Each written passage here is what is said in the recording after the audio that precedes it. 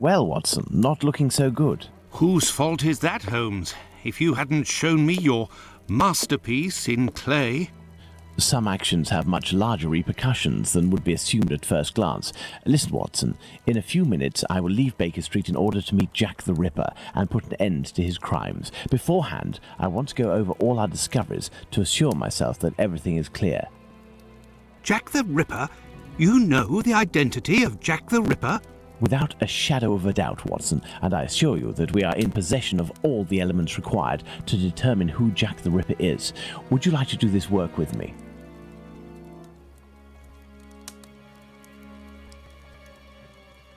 Well, we are still missing certain information in order to finish this investigation, Watson.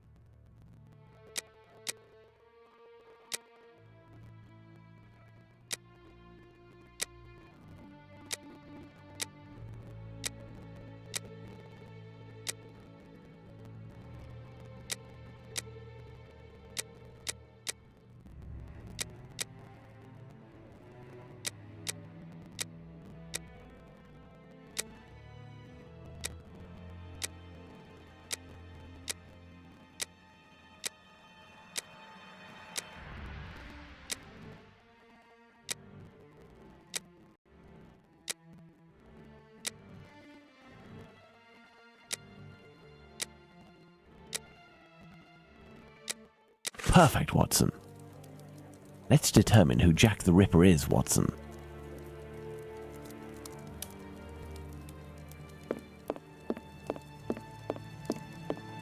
Thus, we have 5 suspects. Let's add the elements that correspond to each of them.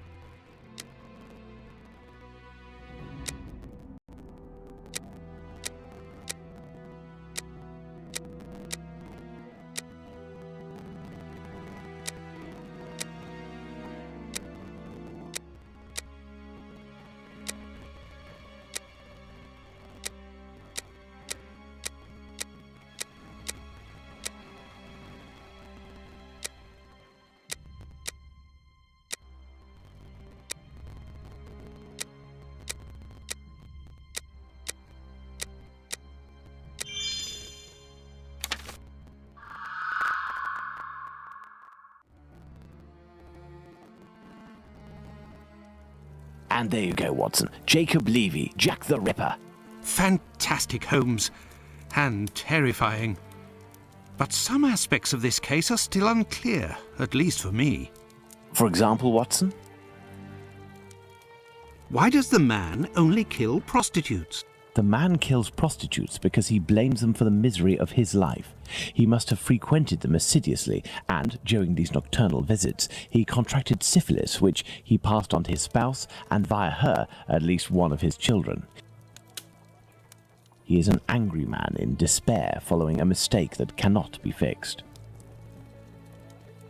Why does he only kill such miserable prostitutes? He never had the means to afford prostitutes of higher standing than Nichols, Chapman and the others. At one point in his life he was forced to steal to make ends meet. This indiscretion cost him dearly. He was imprisoned and exiled from his community. He had frequented low-class prostitutes, thus it was they who infected him and they who must pay. But why did he remove the organs? To take vengeance on his own community, which rejected him and had more success than he. He is a man who bore the burden of a sinister reputation, that of a thief and a madman, because of his internment. So he took his vengeance in the most cowardly and horrific manner imaginable. He rubbed his knife on the uterus of a sick prostitute before using it. He passed Edow's kidney off as a veal kidney. Why did he disfigure the faces of the last two victims? Revenge yet again, Watson. This is what you did to my child. You will suffer the same fate. And the piece of apron and the message at Goulston Street? The only reason to have placed the piece of apron incriminating the message and attracting attention towards himself is that the people that Levy holds responsible for his arrest live in this building. The butcher's where he committed the theft is found in Goulston Street, and the majority of the butchers who denounced him surely live close to their workplaces. But finally, Holmes, why didn't his wife or anyone else notice anything? His wife has many children and must be very busy. The man is a butcher, which must facilitate things when one is questioned by the police in the street and must justify the bloodstains on oneself. Furthermore, butchers often work during the night as the meat must be sold fresh each morning. His nocturnal absences were easily justifiable. Finally, he works in the butchers or slaughterhouses. Nothing could be more simple than slipping a kidney in here and using a knife soiled with human blood there. This story is frightful, Holmes. Indeed, Watson. Lies, infidelity, venereal disease, murder, mutilation, and finally cannibalism. A complete anthology of what humans at their most vile are capable.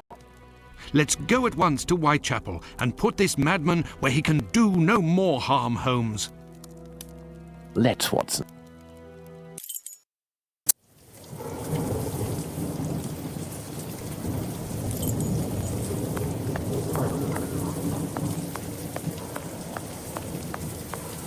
I do believe we are not alone. I hope these men won't prevent us from passing. Me? No. But you, yes, Watson. Your journey ends here tonight. Pardon? You are sometimes a little hot-headed.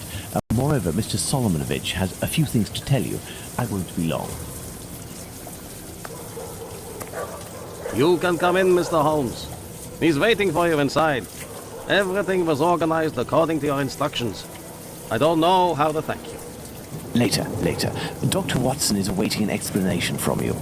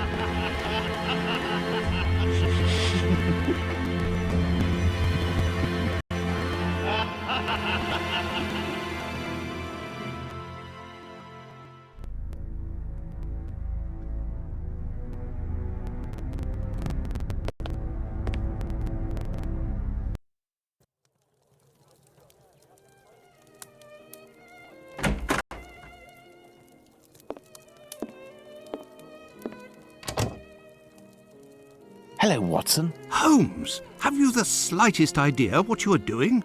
I think so, Watson. Leaving this bloodthirsty pervert at liberty and hiding his existence from the London police? What folly! Certainly, the police will never find their man, but with so many men deployed, this affair will indirectly have a benevolent effect on the crime in the vicinity. But Holmes, wait! Justice hasn't been served, and we are accomplices to the fact. Justice? But I don't serve justice, Watson. I serve truth. And, incidentally, I serve my country, and I don't think that I have ever served it better than today. Imagine if after months of terror and a murder as abominable as that of Miller's Court, we deliver to the English people a man of the Jewish faith, a journeyman and head of family as the guilty party. A man who forced members of his own people to eat human flesh. All of this contained tension would have exploded in a myriad of anti-Semitic acts which would have thrown Whitechapel into a rage of fire and blood. And this man's family, who are completely innocent and have suffered more than their lot, would have been the first in the line of sight. Should we condemn an entire people to shame and promise them 1,000 wounds because one of their members committed an unmentionable crime? Neither I nor you have the right to do so. Jacob Levy, Jack the Ripper, is now in the hands of his own people. I have complete faith in Mr. Solomovich and the members of his community who, I remind you, courageously helped us. They took great risks and acted with the most salutary discretion. And, oh yes, it is understood that you cannot chronicle this investigation. It would be best to invent a story that takes us far from London during the somber period, in pursuit of, let's see, something challenging. A ghostly dog that glows in the night. Don't be ridiculous, Holmes. But what will happen now? The police will endure a serious setback and a real loss of credibility. And this man? Well, a few months after the murders have ceased, the police commission, finding themselves at an impasse, will come up with a story to tell, and everyone will vow that they know the secret identity of the killer without having the right to reveal it. As for Jacob Levy, Jack the Ripper, he will be imprisoned by his own people. He will pace like a lion in its cage until the end of his days, haunted by his crimes and his insatiable vengeance, until finally the disease which drove him to kill those poor women will finish its work and make him its final victim.